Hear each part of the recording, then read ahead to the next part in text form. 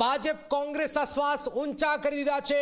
કટોકટી આવી ગઈ છે। છેલ્લે સુધી જબરજસ્ત મુકાબલો વાવની અંદર 20 રાઉન્ડ પૂરા કોંગ્રેસ લીડ કપાઈ ગઈ છે। 2133 સુધી 3 રાઉન્ડ હજુ બાકી છે। ગુલાબસિંહની લીડ સતત ઘટી છે। ભારતીય જનતા પાર્ટી માટે આ રાહત આપતા સમાચાર 14000 થી હવે આપ જુઓ કે 21મા રાઉન્ડમાં 600 ની લીડ ઘટી છે। મતલબ કે 3000 ઘટીને માત્ર 600 રહી ગઈ છે। કોંગ્રેસના કાર્યકર્તાઓના ચહેરા પર ચિંતાના વાદળો। ગૌરવ જોડાય છે। ગૌરવ 21 રાઉન્ડ પૂરા 2 રાઉન્ડ બાકી છે અને જે રીતનો ભારતીય જનતા પાર્ટી કમબેક કર્યો છે એ જબરજસ્ત કમબેક ભાજપે કર્યો છે। 2 રાઉન્ડ બાકી છે। શું લાગી રહ્યું છે ગૌરવ? આશુતોષભાઈ અંદર જો ને તમે।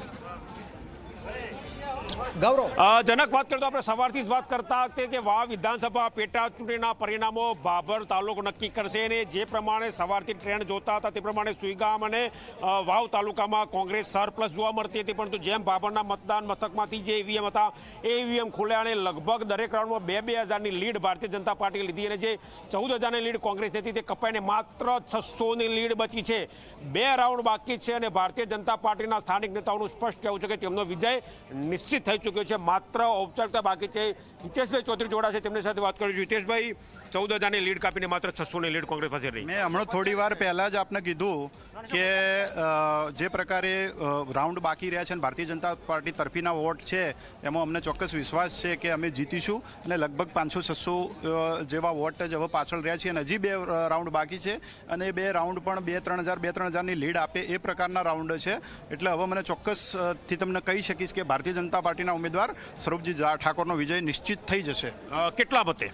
હા, હવે જે પ્રકારે લાગી રહ્યું છે 1000 ઉપર કદાચ જીતીશું।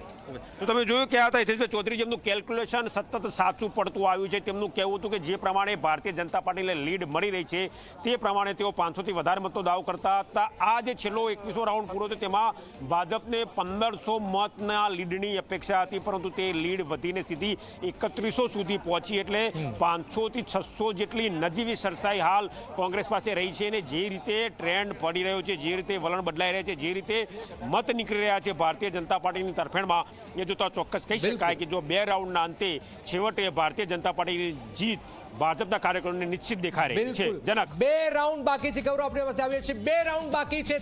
600 ની લીડ છે। 2 રાઉન્ડ 600 બાકી છે ભારતીય જનતા પાર્ટી માટે। અહીંયા સારા સમાચાર આવી રહ્યા છે। વાવ પર જે 17 રાઉન્ડ સુધી કોંગ્રેસ એક હતું શાસન લગાવ્યું હતું, પણ છેલ્લા 5 રાઉન્ડમાં જે રીતની લીડ થઈ છે, સ્વરૂપજી ઠાકોર 1000 મતોથી જીતશે ભાજપે આ કહી છે। આપ જુઓ કે સતત જે 17 રાઉન્ડ હતા એ 17 રાઉન્ડમાં ગુલાબસિંહ આગળ ચાલી રહ્યા હતા, પણ છેલ્લા 4 રાઉન્ડમાં ભાજપે કમબેક કર્યું છે। જબરજસ્ત પરફોર્મન્સ ભારતીય જનતા પાર્ટીનું અને હવે આ જે લીડ જે છે, જે મતોનું અંતર જે 600 વધી ગયું છે, તો 600 શું ભારતીય જનતા પાર્ટી કાપશે? સ્વરૂપજી ઠાકોર 600 વોટ કાપશે, કારણ કે આ ભાભરના જે ઠાકોર સમાજના જે વોટ છે બેશક ભારતીય જનતા પાર્ટીને પડ્યા છે।